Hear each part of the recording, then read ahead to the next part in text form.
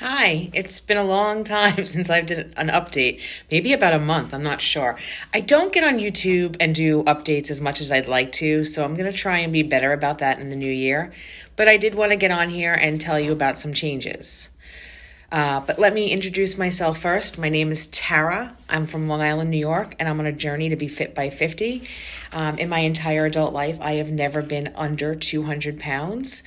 And by my 50th birthday, April 24th, 2022, I'd like to be there. So far, I've made great progress. I started out my journey by just going low carb, and then I added Saxenda to the mix. Saxenda is a GLP-1 receptor agonist. So basically, it is a once daily injectable medication that controls or regulates the hunger hormones in your body to help you be physically able to do the things you need to do to lose weight, like diet and exercise. It doesn't burn fat. It doesn't work in the same way that you might envision a diet pill works. Instead, it works with the hormones involved in hunger and obesity: ghrelin, leptin, insulin resistance, cortisol, stuff you've probably heard about but didn't know much about. There are studies now that say obesity is a chronic illness. I really believe that because I've been chronically obese my entire life, and it's like no matter what I do, I just become fat over and over again, even after surgery. So this medication has been really helpful, and there's no end game with this medication. You could be on the medication for the rest of your life. It was originally developed as a diabetic medication. People do come off the medication. You can. Others stay on it, and that's perfectly fine too, as long as your body is reacting to it in a healthy way. So that being said, I have ended my use of Saxenda just this week, and I am now beginning today, actually, this evening, I will take my first dose of Wegovy. Wegovy is a little different. It's a different active ingredient, but it is still a GLP-1 receptor agonist, so it will work the same way. The biggest difference is that Wegovy is a once weekly medication. It's basically a higher dose of Ozempic, which is the diabetic version. Now, I'm not starting on the higher dose. Even though I'm taking Wegovy, I'm still starting on a lower dose. I'm starting at 0.25, which is one of the reasons why I decided to take a week off of Saxenda before starting this, because I'm on the highest dose of Saxenda, and I thought I'm not going to get any benefit. Stuff in my head, the doctor didn't tell me to do that, so I'm just going to put that out there. Anyway, so I'm excited to try Wegovy. I'm a little nervous because Ozempic, when I was on it to monitor my sugars, even on a low dose, it did cause nausea. I wouldn't say it was unbearable nausea. I would have stayed on that medication indefinitely if my regular doctor was willing to titrate it up to a weight loss level. They were not. They just weren't familiar with the medicine. So my bariatric doctor doesn't use Ozempic, so that was out, but they do use Wegovy. So here we are. There is a Wegovy shortage, so I'm a little nervous about that. But on the low doses, it seems to be okay, and I'll be on low dose for at least 3 months. And it should get rectified after that. And if I have to stay at the 1.0 for an extra few months till the higher doses become available, then that's what I'll do. I mean, I assume that's what the doctors will have me do. Or they can give me whatever they need to give me to balance it out. I don't know.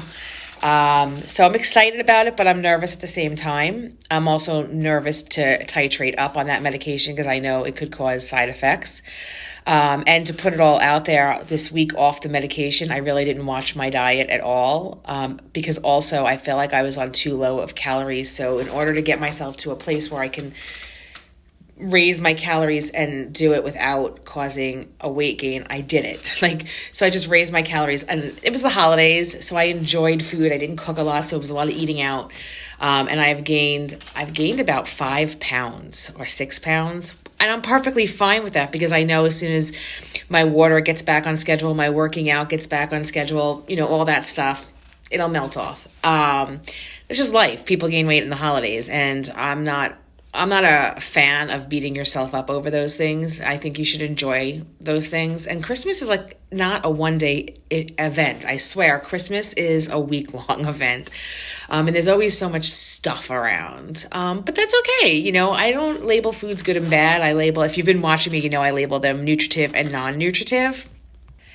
But I did want to tell you, I wanted to give Full disclosure. I like to give full disclosure. Anyway, I don't know if you're familiar with me from TikTok. If you're not, I am on TikTok at Call Me Tara J. I was very excited. I hit 50,000 followers this week, and it's really climbing right now. I mean, I'm still 50,000 followers, but I'm like 50.6. So I'm close to 51,000 followers now, which is really exciting. I had a video that I made that kind of blew up, which was kind of nice. But along with the nice comes the bad. When you have a video take off on TikTok, it brings out all sorts of interesting people. And sometimes it can really hurt your feelings, and I have to be better about not letting it upset me.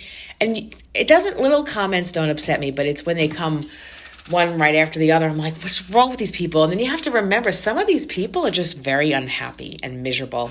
And I think in a lot of cases, these people very often want a resolution to their own weight issues and are unable to come by it the way I did. Maybe their insurance doesn't cover the medication, and because it's so cost prohibitive, they can't afford it. I sympathize with that. I do. That's a shame.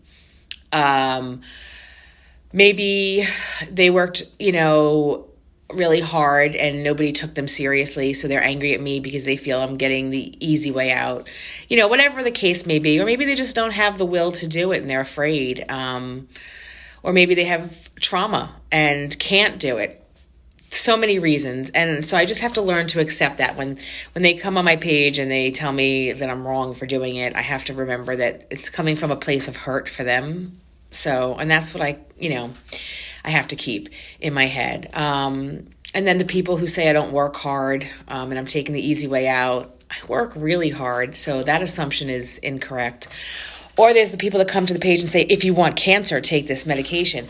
But they haven't yet linked cancer to this medication. Like, it's a possibility. And because it did happen in lab rats, but I'm not a lab rat. But furthermore, I'm getting my bloods monitored, and, if you are at risk or if you're afraid of that, then you shouldn't take it. I mean, it's not for everyone, but they haven't linked it to cancer. But what I will tell you is I did some research, and there is a well-known medication called tamoxifen, and that they use that medication on estrogen-positive breast cancer. That for sure. They might use it on other cancers, but they definitely use it on breast cancer for estrogen, hormone positive breast cancer. And did you know that medication could actually cause more tumors?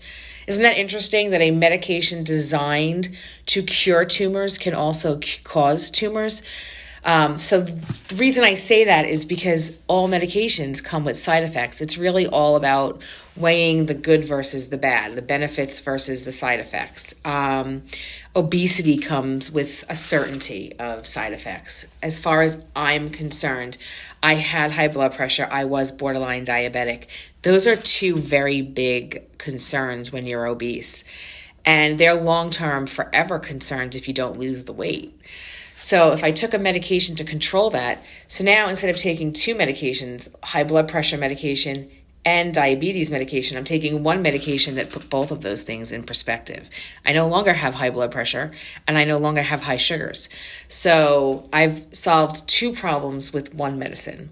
Now, if I had remained overweight and didn't lose weight and stayed on those medications, those two medications would probably eventually turn into a cholesterol pill, a heart medicine, possibly cancer, because obesity does lead to cancer, but it leads to all sorts of things, pancreatitis, just everything.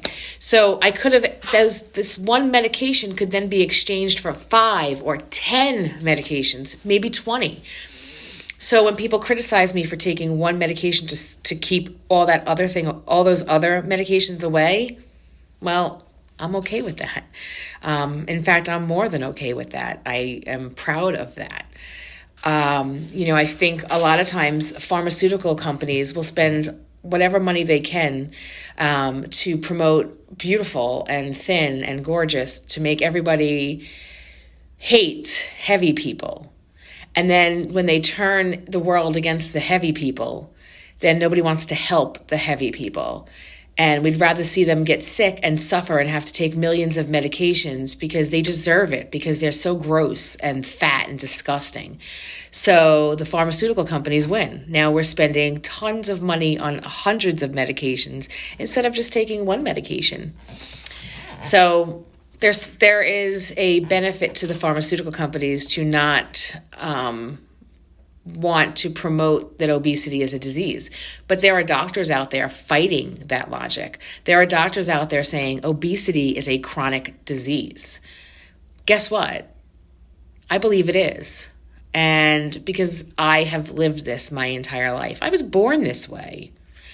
So yeah, I just wanted to come on here and wish you all a happy new year, happy 2022. Hopefully this one will be a better one than last year and the one before.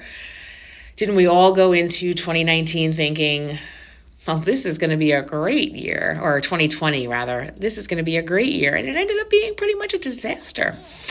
So yeah.